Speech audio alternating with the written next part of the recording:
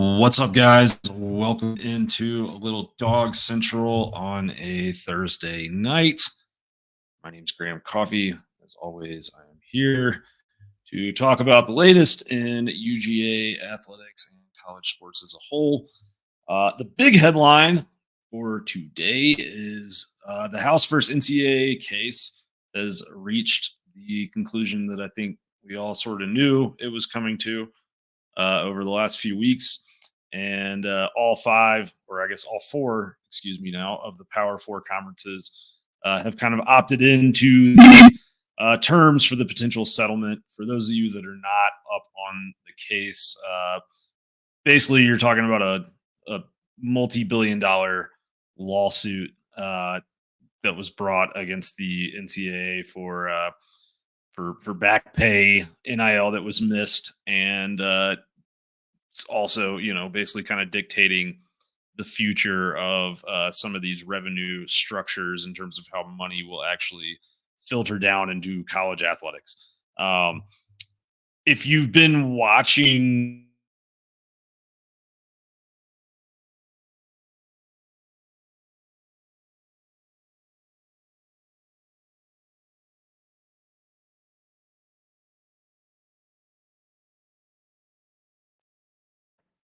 there we are. Sorry about that. If you've been watching Twitter or some of these other kind of places over the last couple of days, you've probably seen talk of private equity getting involved in college athletic departments. I want to talk specifically from a UGA perspective because that's who I cover, and that's the situation I'm most familiar with, right?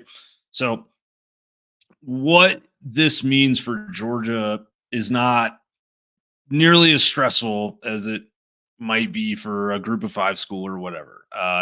It, with the SEC's television deal and the Big Ten's television deals, the amount of money that these schools are making is not going to be there's not going to be an issue funding basically the back pay on these lawsuits. So these Power Four schools are expected to fork up roughly $30 million over the next 10 years per year to cover revenue sharing distribution, back damages, expanded scholarship costs, what have you, in terms of kind of settling this case. Good news if you're an SEC fan, if you're a Big Ten fan, is simply that your television contract that already exists right now, even if nothing changes over the next decade, is probably enough for you to cover the costs of what's going on. I mean, the Big Ten, their new contract is worth 75 million annually, if I'm not mistaken. So it's fine. But if you're in the ACC or Big 12, where the contract is like more like 45 million a year, it's going to get distributed back to the schools. Then if you're giving away 30 million of that 45 million, then all of a sudden revenue becomes a little more stressful, right? The situation is a little bit more dire. So for Georgia, that you don't have to worry about like private equity coming and being a part of UGA's athletic department. That's not going to happen. The big highlight here, I think the most interesting part of this from a UGA perspective is kind of twofold. And as you know, as we know, as we all know at this point, like we are in an era where the the recruiting is dictated, or at least is somewhat dictated by NIL, and Georgia is in a spot now where it can pay players directly. Like it can share revenue with its athletes. And that is the big headline. That is the big takeaway here for you if you're a Georgia fan, or probably if you're a fan of any SEC school, is your school can now give money straight to the athletes. It doesn't have to channel through the collectives. Now, some of this is still to be determined, right? Like, I don't want you to think I'm sitting here saying collectives are going away entirely. That might happen, but I don't know that that's going to happen. What I do know from a UGA perspective is that Georgia has been ramping up in preparation for this day to come for a while now. They've hired people on staff who are smart and who know how to handle this and who understand all of the legal and financial implications of what this means. And with that has shift, I think, internally at Georgia over the course of the last few years. I think there was a time where UGA and Kirby Smart, even as well, were somewhat like hesitant to fully embrace NIL on certain levels. I think that time has passed. I think that everyone's come to understand that this is the new normal and that this is what it takes to be competitive.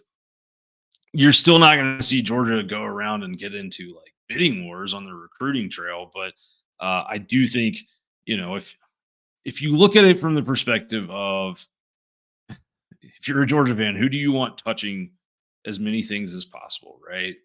You want the guy Kirby Smart, who you're paying $13 million a year to coach your football program, to probably touch as many pieces of that football program as he possibly can, because he has shown at every juncture that he is really, really good at handling everything that goes into operating a college football program.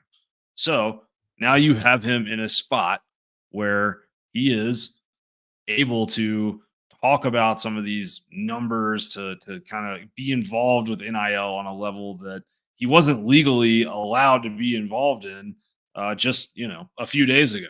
Like, to this point, well, up until very recently, I should say, coaches were not even supposed to really communicate with players and recruits about NIL dollars. They certainly weren't allowed to negotiate on behalf of the university or on behalf of the collective that represents the university. So you have had situations where, in order to follow the rules, a coach basically has to, step out of the room or not be involved or whatever it is, like not really know or be a party to conversations around like how much is this kid going to get from the collective. And that causes a lot of headaches.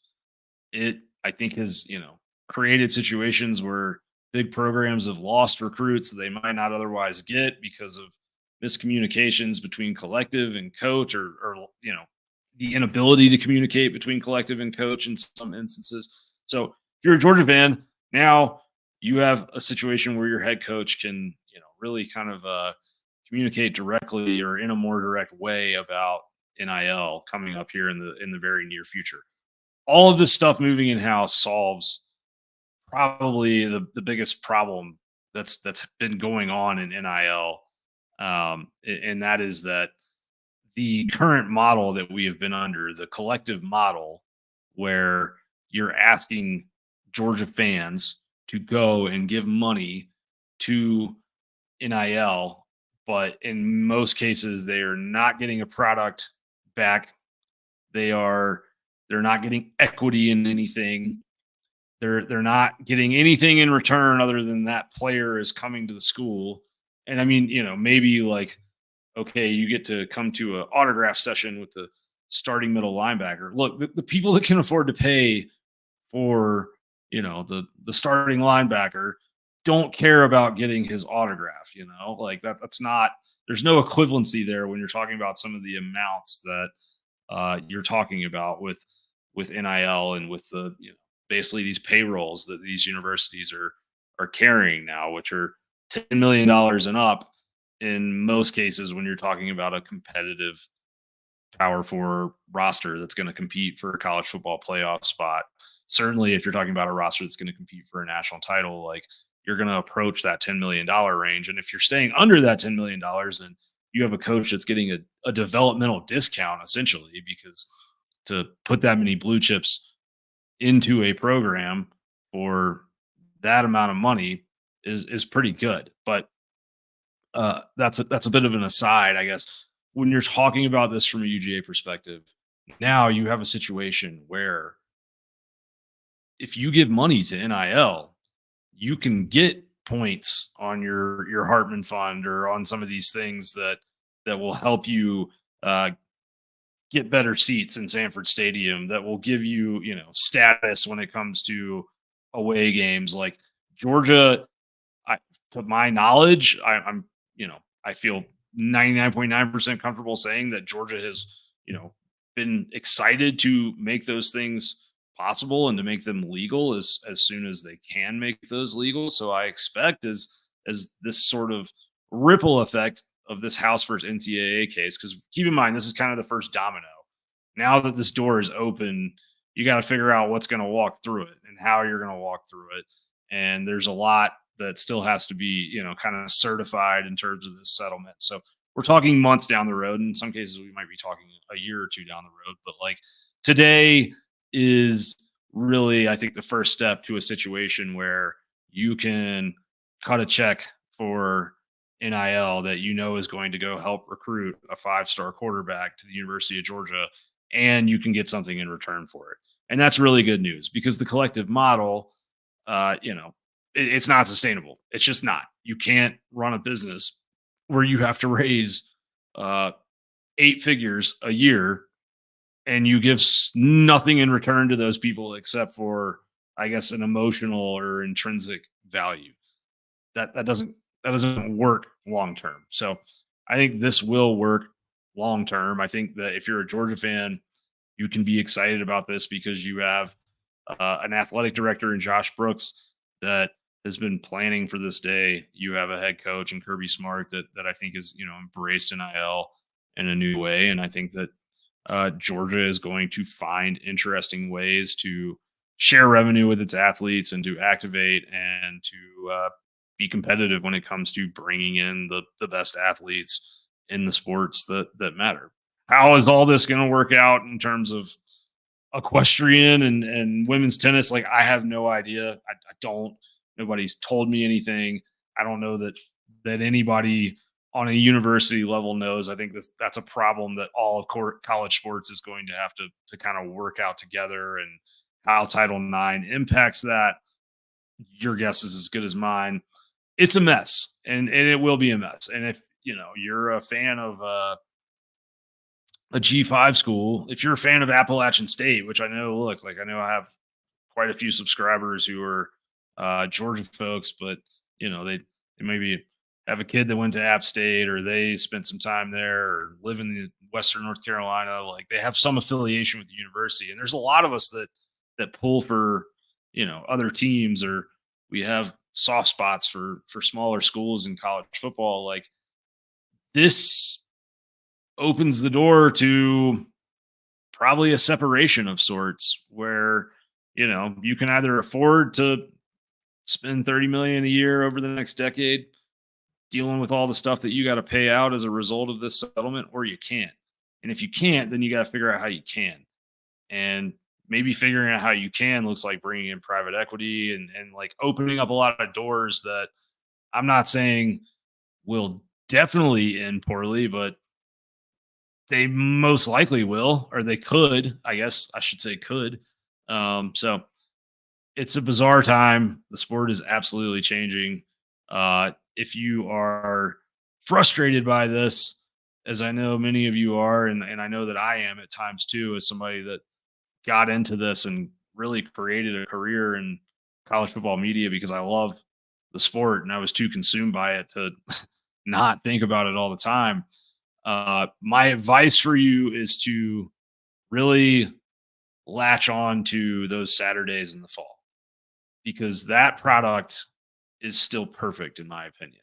Like, what we have, the actual product, as in the football games and what happens between the white lines and the pageantry that surrounds them, and the build up during the week and the tailgates and all of that, like, all of that remains perfect. It is the business side of things that surround that is imperfect and that is trying to be figured out. But at least the thing that we all love, like the thing that really evokes emotion from us, which is watching the sport and seeing the players on the actual grass, that's still safe, right? So hopefully you guys find some solace in that.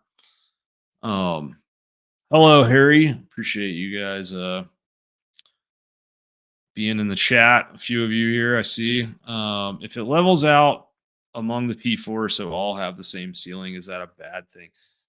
I don't think it's a bad thing if they all have the same ceiling. I just think the issue, honestly, is that they all have a different floor, right? Like you have a situation where, like we were just talking about, I mean, currently that ACC grant of rights, if I'm not mistaken, it's cut through 2036.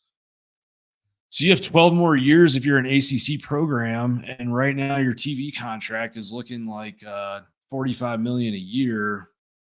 Like that ain't going to cut everything that it needs to cut when you're talking about Big Ten programs, SEC programs making, you know, 30 million more a year. Like that basically means that, you know, when they wake up in the morning, their bill is already paid and they still have the amount of money to work with that you have to pay your 30 million a year out of.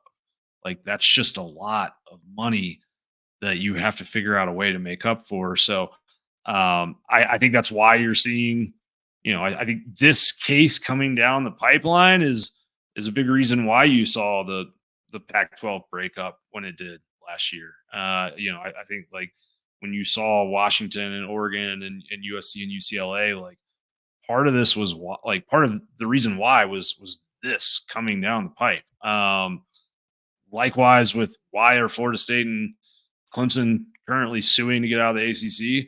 Why is UNC all of a sudden saying like, "Hey, we have more brand equity than almost anybody else around here. Maybe we should jump ship," because they can do the math and they can project 15 years down the road and see, you know, what's going to be left. So it's going to be interesting, you know. I do think this is sort of maybe a necessary step on the way to figuring out some sort of structure that can be the best for everybody. Joseph asks, what does this mean for the collectives such as Classic City Collective? No, I had not really quite mentioned it. You know, at least it's not specific to Classic City. I don't know. I don't think anybody knows, to be honest with you. I think that we are in a spot for all collectives where like they can kind of sue, or you know, like maybe they end up in court kind of advocating for their own existence, right? Like I think that's possible. You know, that you're looking at a situation where the role of these collectives could remain up in the air. Like now there's pressure on these collectives, I think, to provide like a primary income for revenue sport athletes. And that is going to go away when revenue sharing enters the picture. I think it's great for fans. Like I do, because now you can give to NIL and get status. You can get a product in return.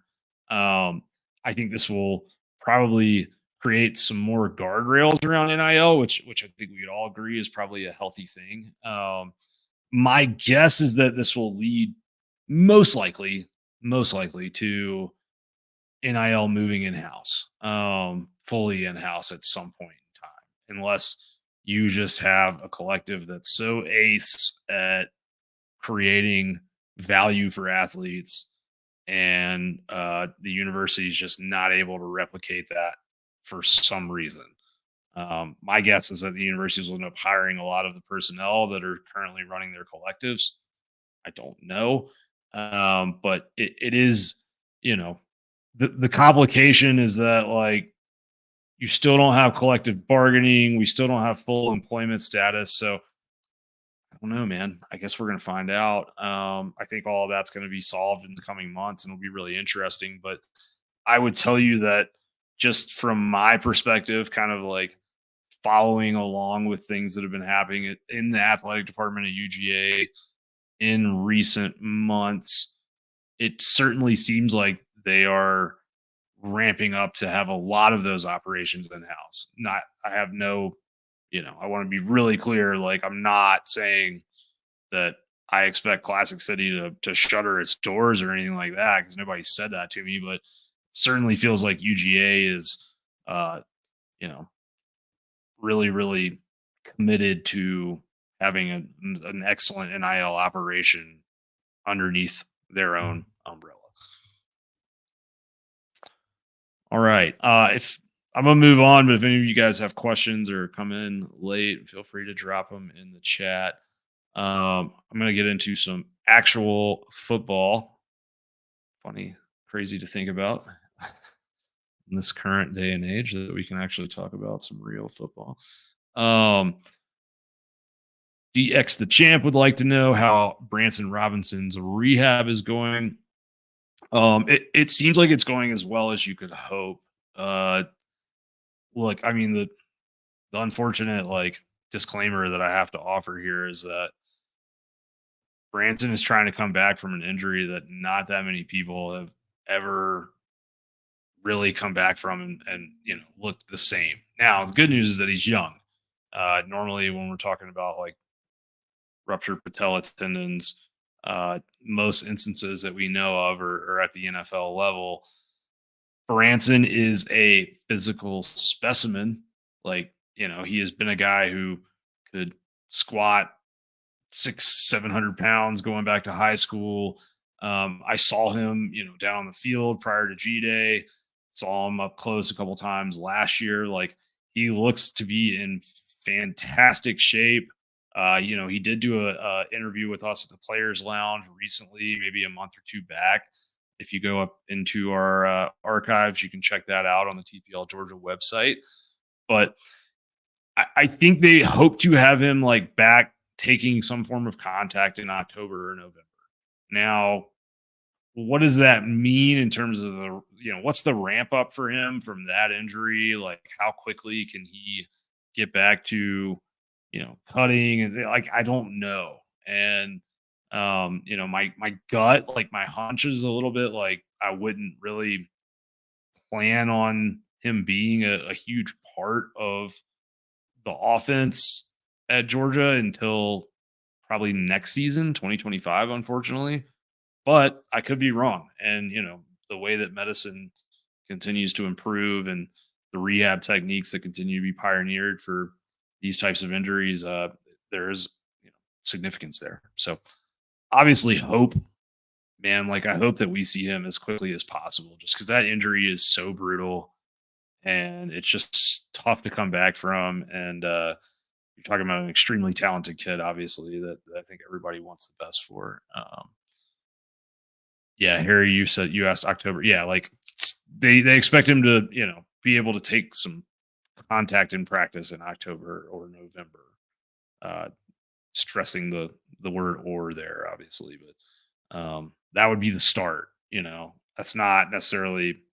Maybe I'm wrong, but like I don't expect to see him in a game in October. Again, maybe I'm wrong. I don't know. Everybody heals differently, right? So I guess we'll see. All right. How will Georgia manage playing time for Benjamin Urasek, who is the Stanford tight end that is transferring in? He should be in Athens very soon, in case you've forgotten. Oscar Delp and Lawson Lucky. Any 3 tight end sets? That's from the GOAT, Jason B. If you know, you know.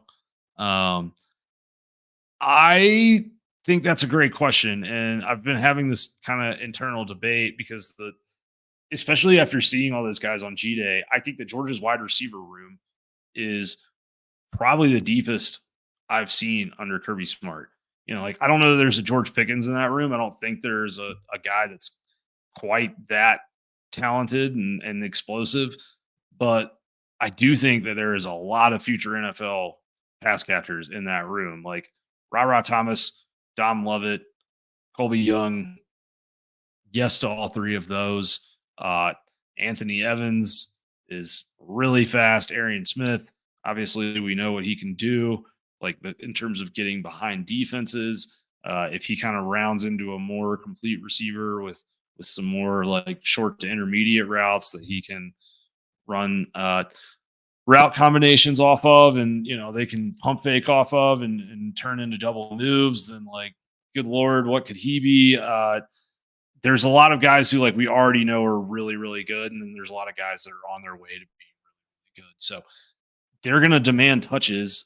And I think that's going to be the fight for Georgia this year is, do we want to take one of these wide receivers off the field to put a second tight end on the field?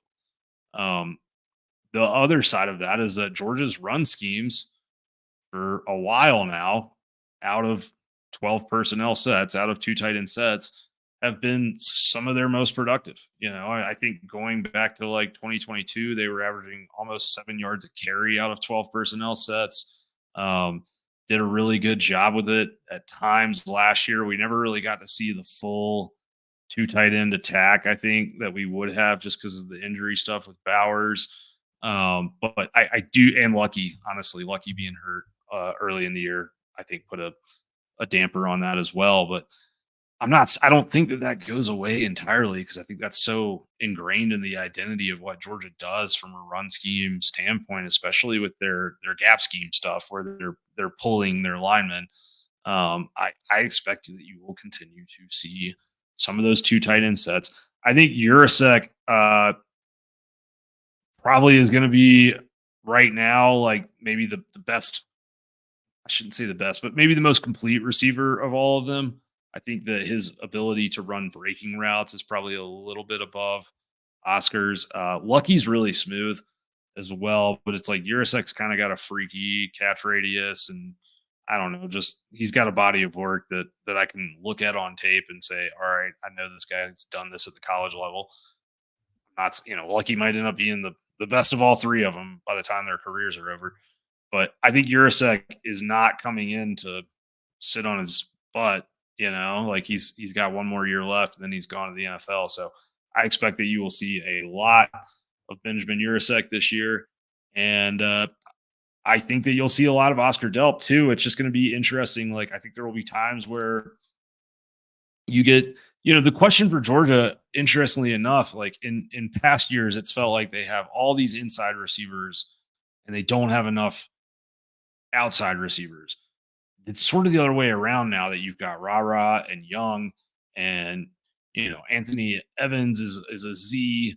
You have Lovett in the slot, but like when you go four wide, is there a second guy that you want to run in the slot? In certain situations, I'm sure that there will be, but a lot of times I could see them going, maybe like if they go empty set four wide, then I could see you having Urasek as a stand up Y tight end in the slot and having Delp as an inline tight end, who maybe stays in to chip as an extra blocker. It could be really interesting. I think that this Georgia group will have just so many good contested catch guys. And I think Urasek's going to come in and be one of those right away as well, just from what I've seen of his work out west in the Pac 12, both at Stanford and UCLA. That seems to be the vibe. So it's going to be interesting. And the other thing that I'll say on top of all this, which is really kind of a little unfair, but Jaden Riddell, sorry, the dog's barking in the background. Jaden Riddell is also a freak. Like he is a really, really good player. I know he's a true freshman, but I would not be shocked at all if like we get to, second to last week of fall camp and it's like, oh, this freshman tight end just, kind of blew up in this scrimmage and blah, blah, blah. And all of a sudden it feels like he's coming on really, really strong just because kid is a very, very good player with like excellent body control on tape and one of those kind of athletic tight ends that I do expect him. Like if you go watch some of his 7-on-7 clips from high school, there's a game that he played in where a team literally like got to the point where they were triple teaming him and he's still like raising up over people, making these contested catches. That's 7-on-7. It's not in pads, obviously, but still like he's that type of athlete. So it's going to be interesting for sure. Yeah. All right. Thank you for the question, Jason. All right. So let's go down this road here. All right. 2025 quarterback competition, question mark. Who asked that? Brandon Thomas You had a good kind of analysis here, so I want to make sure I read it on air and give you proper credit. So Brandon here says, I think Gunner will run with the twos most of this year, but come next spring, I think it's going to be a true open competition. Ryan Montgomery, who is the 2025 quarterback recruit, probably red shirts. It's hard to say much on Ryan Puglisi due to his injury, which happened in the spring. And then Brandon does add here correctly, even though that recent video released of Puglisi throwing the ball was mind blowing. So ultimately, I think it comes down to Gunner or Rashada in 2025. Given Coach Smart's track record, does loyalty win out with Stockton, or do you think he will finally? Do you think he will choose the guy with the highest ceiling in Rashada, provided he's playing good ball? I know it's a tough question to ask this far in advance, but is currently constituted. Who do you think starts game one in 2025? I think it's a great question. It is a tough question. So, you know, don't like pull this video up. What would it be? I guess like 16 months from now and be like, look at that idiot. He said, this guy was going to start and the other one did. But I personally, if I was just putting my money on it today and I had to make a decision, I would predict that it's going to be Jaden Rashada in 2025. Um, Gunnar Stockton is a really good kid. Like he's a really good worker, does all the right things. Has always kind of been one of those guys that like spends a lot of extra time in the film room and all of that stuff ever since he arrived on campus. But I just think Rashada is more talented. From what we've seen with Stockton so far on tape, and from the book on him in terms of what people have said about him who watch him practice every day, he still has not gotten out of a couple habits. The first is that he locks on to his first read, and that is almost always off to his right, off his right side. The second is that if that first read isn't open, sometimes he just throws it, tries to throw them open in situations where he shouldn't. But more often than not, he starts taking off running. And that, is not really like a good sustainable way to run an offense. It's great to have a dual threat guy. Everybody wants a dual threat guy, but you want that dual threat guy to be able to get you out of potential negative plays. Like wanted that dual threat guy to get you out of taking a sack.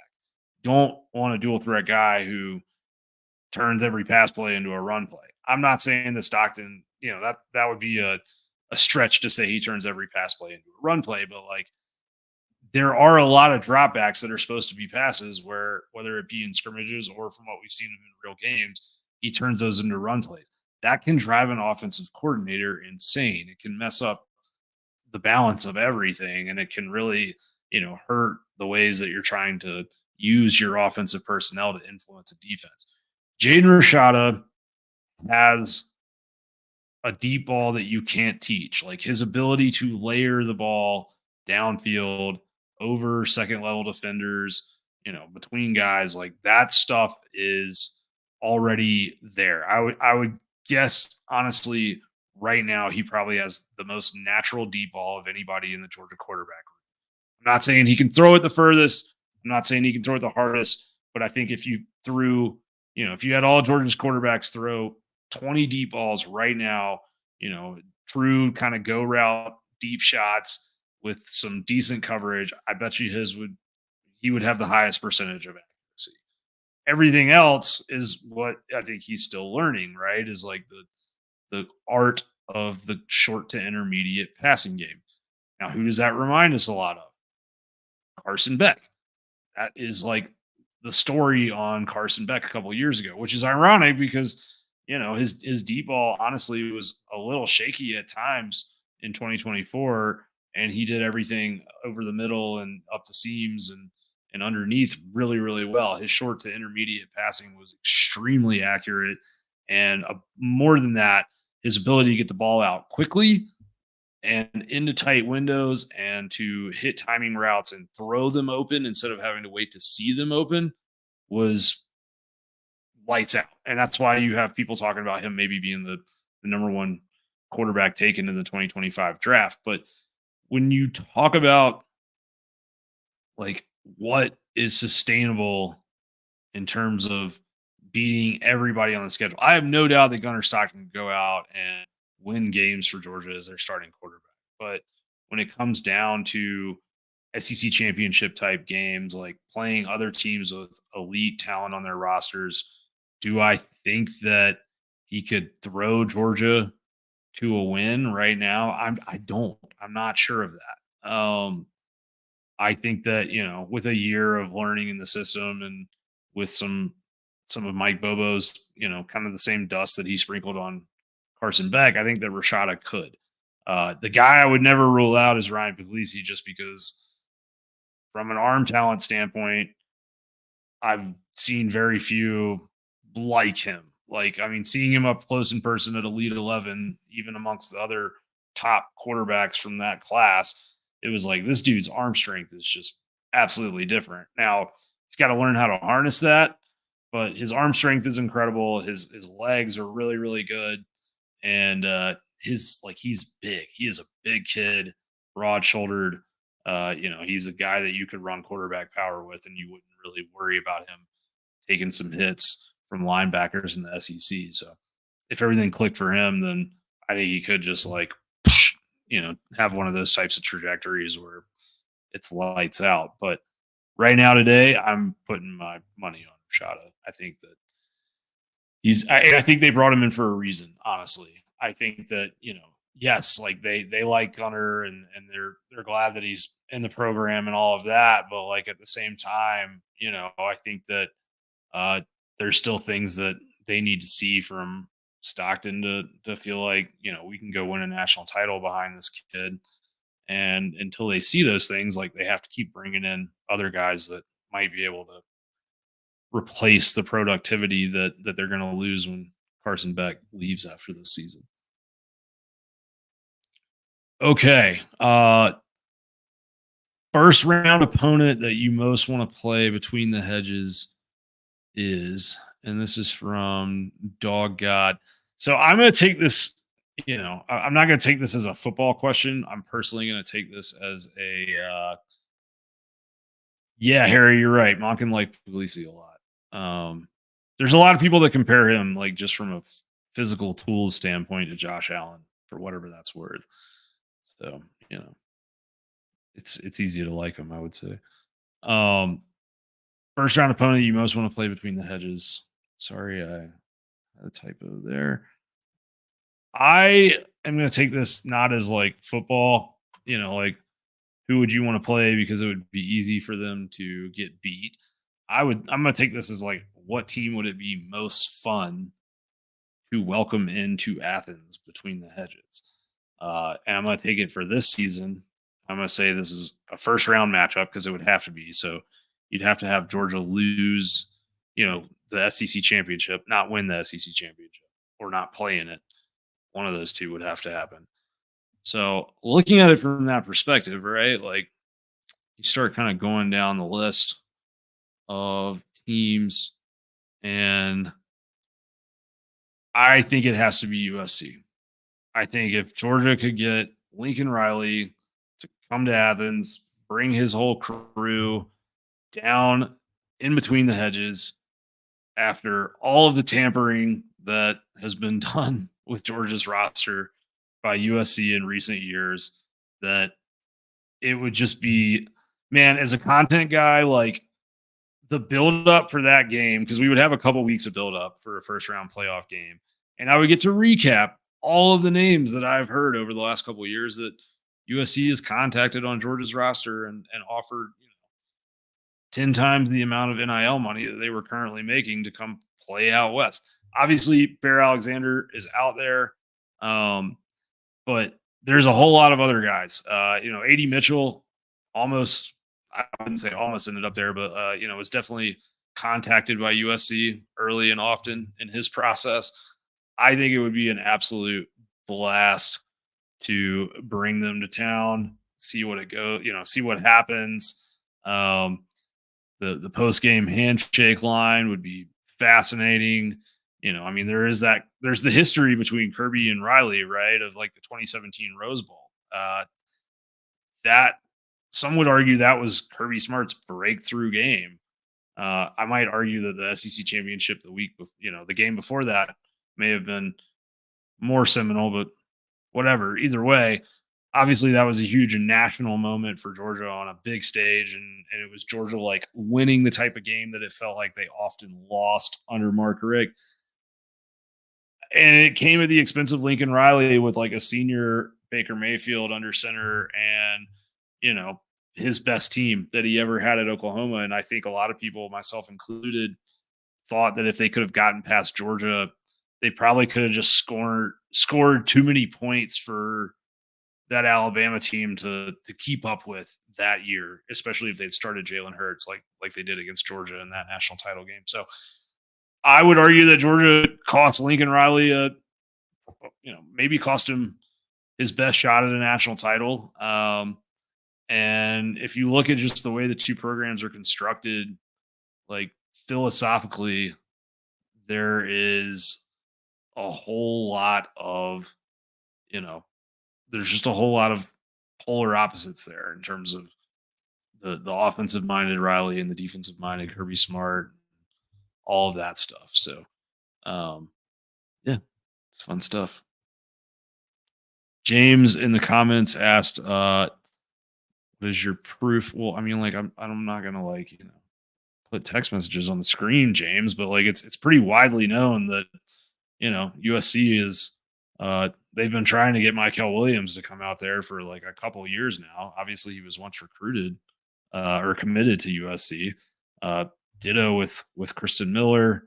It's like this is not new news. I don't think it's even that really controversial. Like it's pretty well known. And I'm not saying USC is the only school that tampers. I'm not. And they're certainly not the only school that tampers with Georgia's roster. Look, I mean, everybody's looking to see like is one of these former blue chip defensive linemen or players on this roster ready to leave town? Is he feeling like, hey, I want to be the man right now and go start somewhere? Because if they are, then it's a great value add, and especially with like let's be honest, man, USC's defensive line it's got some holes in it. You guys are about to go to the Big Ten. It could be rough. You kind of, I think the spring portal window, like there was a little bit of desperation there to try and add some guys. I know that the one that you guys were in on, Lanning came in and kind of swooped up on with the Phil Knight Nike money. So yeah, I mean, I think USC was trying to solve a problem in the spring portal window and was looking to go to some any lengths to make that happen. So, um, yeah. All right, last question. Who is UGA's biggest challenger in 2025? I struggled with this a lot, guys. To be honest with you, I think it's a really fun question. So I screwed up this time and forgot to put all of your names into the banners on the stream. So I apologize if I forgot you, but just know that I appreciate all of the participation on the forum. If you're not on the Dog Central forum, you should be. Come check us out over at tplgeorgia.com. If you want, I'll give you the backstory on USC tampering with Georgia players. How about that?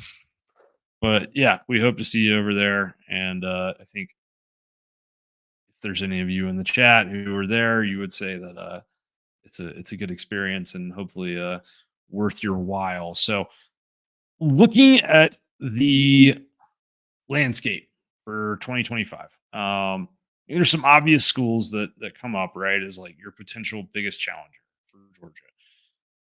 Ohio State would be the biggest or the most obvious, I think. Like their commitment to winning now has been pretty obvious by how they acquired talent this offseason and their behavior in the transfer portal.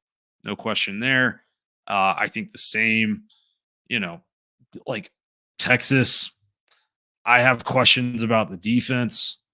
I have questions about that secondary. I have questions about how they replace some of the defensive line talent that they had, particularly when I consider the fact that like even though they had some of those draft picks on the interior of the defensive line, Washington really shoved them around in the college football playoff semifinal. that concerns me a little bit. Like historically speaking, Georgia can usually sort of have their way with teams if they're not properly built on the lines of scrimmage. I think Texas's offensive line and wide receiver talent, everything they do on offense is going to be very formidable and potent. But I am curious, like if you can't stop the run, Georgia's just they're going to beat you. Like we know that to be true always. When it comes down, like Georgia Texas will be a war in Austin, and we'll get a good look at those two. I think Texas could be one of the main challengers. I think Oregon is a little bit slept on. I'm not sure if they'll have all that they need yet defensively, like we saw what happened 2 years ago when they played. But my point is that I'm really struggling past Ohio State to like identify like Penn State. Do I believe in Penn State? Hell no. Do I think Michigan under Sharon Moore in year one with all they lost is any real threat to compete for a national title? Absolutely not. Like if Michigan beats Ohio State again, Ryan Day should be fired. No question about it. Fair or unfair? Out the club. LSU. I have questions about the defensive line. I have questions about the defense as a whole. Like those DBs they had last year, it looked like they got those dudes off the street. I'm not really sure how you can lose a Heisman winner and two basically first round wide receivers and maybe not really reload totally on the defense. I'm just Florida State takes a step back. I think Missouri will be good again, but I don't think they'll be necessarily better than they were last year because they lose two really, really, really good boundary corners and they lose those tackles who they were able to run all that stretch zone, outside zone type concept with and do it very well. So, James, I see you in the comments. It's not a rumor. I mean, like it's sourced information. There's no question about it. It's okay. Tampering happens all the time. Nobody's getting in trouble for it. I'm not turning them into the NCAA, but it is a fact. Like there's no question about this. Like this information is coming from multiple people with multiple levels of relation to the situation. So, anyways, moving on. Who's Georgia's biggest challenger in 2025? Uh, Ole Miss is interesting. I'm really struggling with the idea of like I think that they've done a really good job in the portal. I think that they have been very excellent in terms of scheming things up offensively. I also can't get over what I saw in Athens last year when Georgia ran all over them and just made things look, made them look silly. So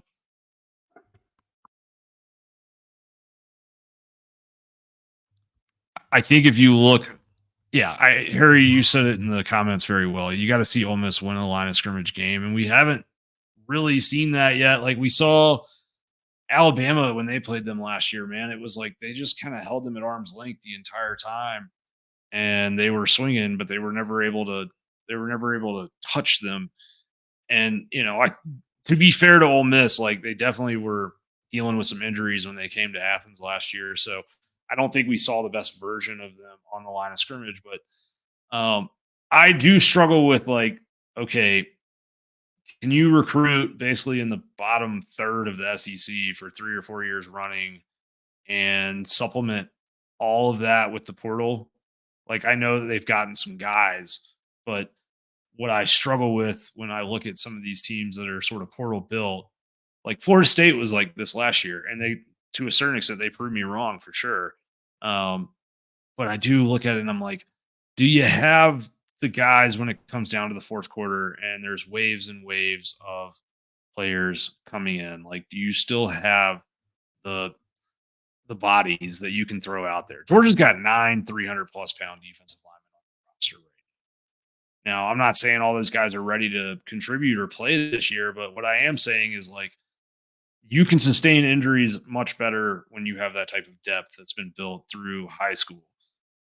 It is a situation, all the time where you have like frontline guys that come out of the portal, and that's great. They want to play, but you aren't talking about a situation where the depth has been built up. So that's my question on Ole Miss, especially with the expanded playoff, the expanded SEC schedule, all that stuff.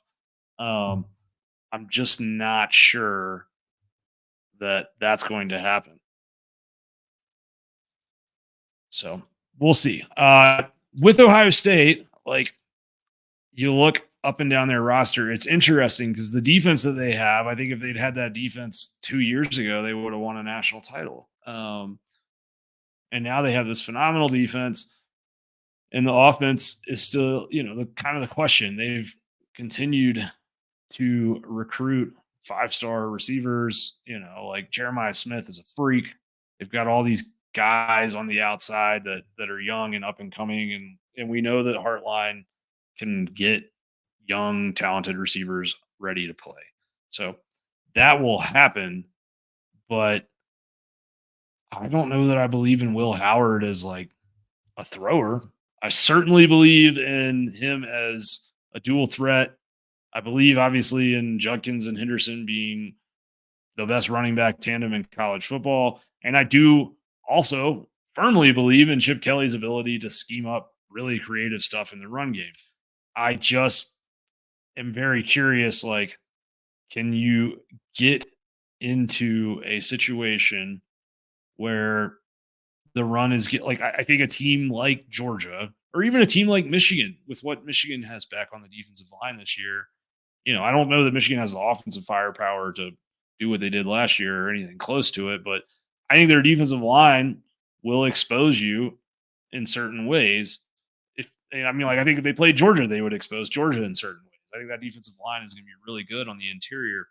So if it comes down to, Michigan, Ohio State, and the Wolverines are doing a good job of stuffing that rushing attack, can Will Howard beat you through the air consistently?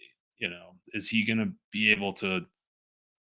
Is there a full sort of route tree that you're comfortable with him throwing accurately in third downs? Is he? I have not watched him personally like rain deep balls into down the boundary like we're used to kind of seeing Ohio State do. So I have questions on everybody. I have questions on Georgia too, of course, that are still unanswered. I have questions like, is Georgia going to set edges this year on the side opposite of Michael Williams? All of that. It's all up for debate, but that's what's fun about the sport is we have questions coming in. And I was talking to somebody yesterday about this Georgia Clemson opener, and we were reminiscing about the 2021 Georgia Clemson opener. And, I was talking about how the lead up to that game, there was all these people produced, like the predictions were like, Georgia 38, Clemson 35, Clemson 42, Georgia, 39, like crazy shootout type scores. And then we got there and it's very clear within a couple drives that the defenses were miles ahead of either offense that night. So I don't know.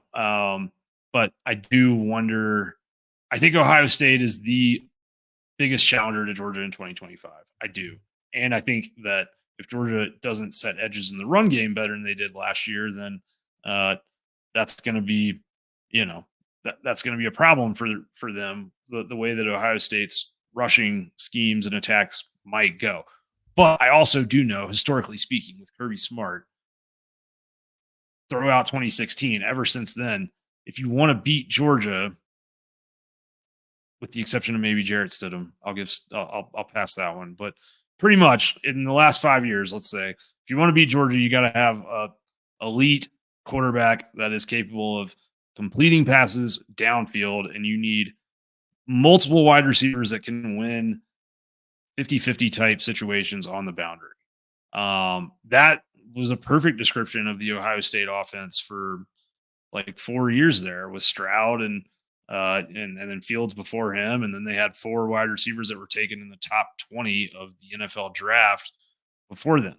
So, there's all of that. But the question to me is like, are we sure that, Ryan Day's window is is still wide open? Are we going to look back and say, man, like his shot to win it was when he had CJ Stroud and Marvin Harrison Jr. and Emeka Egbuka and all this receiving talent, all this skill talent, including Trevion Henderson, on the same roster. That's what I don't know, but I think Chip Kelly might come in and kind of take care of that for him. Like I think that their run game could be very very dominant for large stretches of the season. I also think Georgia's got a pattern of getting better and better on the defensive front throughout every season. So that's probably a good thing for UGA. But man, it would be a lot of fun to see him play again, especially after all of the banter and the back and forth and everything that's happened sort of since that 2022 Chick-fil-A Bowl. So we'll see what becomes of it. But yeah, hope you guys have a good evening. We're gonna stop there. Oh, James has another question about USC. Not a question, a comment. We got one player from you, and you got one player from us. It's a well-known fact that Williams is good friends with Michael Williams is good friends with Bear Alexander. Buddy, Bear Alexander tried to enter, thought about entering the portal from USC and literally reached out to see if Georgia would take him back this year. Like, so there's that, first of all. But this idea, you're all up in these comments like, we got one player from you, you got one player from us, blah, blah, blah, blah. It doesn't just because guys didn't leave doesn't mean that they weren't contacted at different points in times by USC or people affiliated or back channeled or whatever. I'm not saying anybody broke any rules. I'm not like, I'm not the feds, man. Even if they did, look, the NCAA is a neutered organization. It doesn't matter. Like, nobody's trying to make any moral judgments here or say, that a law was broken or a rule was broken or anything like that. I'm just saying I don't think that those staffs like each other very much. If I was on Georgia's staff, I wouldn't like USC very much because they stay up in the DMs and blowing up the phones of some of my defensive linemen and players on other parts of my team. If I was, a Georgia coach, I would feel like, hey, man, like we go out and we eval these kids and we develop them. And then other people, not just USC, but a lot of other programs want to come in and grab them and take them and basically, enjoy the fruits of our labor because they can't develop defensive line talent of their own or they can't evaluate it and recruit it. One of those two. So it's all in good fun, man. It's just off-season banter, but I don't, I feel very comfortable with my original statement around USC trying to get Georgia kids to hop in the portal. That's just something that's happened, and that's okay. It happens. Part of the the way the sport is now. Yeah, James, thousands of people pay me or subscribe to, my site for inside information. So I feel very comfortable about the fact that I know a lot more than you. This was fun though. Come back again anytime. Happy to do this with you whenever you want. All right. Well, if you guys stay till the end, you got some sparring in. Thank you all for being here. Hope you have a good night. And we'll see you next week. Until then, enjoy your Memorial Day. And thank you to all who come in and engage and watch. And hope you guys are enjoying the start to your summer.